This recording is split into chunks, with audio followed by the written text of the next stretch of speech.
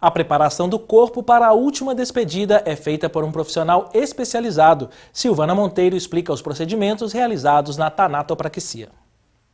O princípio da dignidade humana está previsto como direito fundamental na Constituição Brasileira de 1988. Mas será que esse princípio também se aplica às pessoas mortas? A doutrina e a jurisprudência já entendem a possibilidade de extensão dos princípios da dignidade até as pessoas mortas.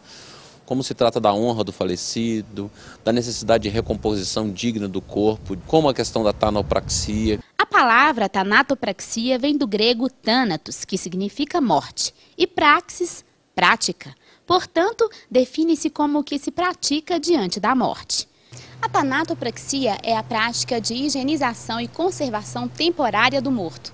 O objetivo é retardar os efeitos da decomposição no corpo após a morte e reconstituir a imagem natural do indivíduo. Nós notamos que o serviço funerário antigo era uma coisa assim meio chocante. Apresentava-se aquele corpo no velório com amarrado na cabeça para a boca não abrir, os olhos ficavam abrindo. Então nós fizemos uma pesquisa e chegamos à conclusão que nós deveríamos partir para esse tratamento do corpo. A Resolução 68 de 2007 da Agência Nacional de Vigilância Sanitária estabelece normas para funcionamento das empresas responsáveis pelo preparo de corpos. Tanopraxia é ato médico, então tem que ter um médico responsável. Uma sala específica para a realização dos procedimentos, esse estabelecimento precisa contar com o plano de gerenciamento de resíduos de serviço de saúde. Existem vários níveis de tanatopraxia, cada um indicado para a situação em que o corpo se encontra. A tanato ela varia de acordo com a causa-morte e o tempo que vai ocorrer o sepultamento, né? No caso de corpo proveniente de crime ou causa violenta, o corpo é proveniente do IML, onde foi realizado um procedimento de necrópsia.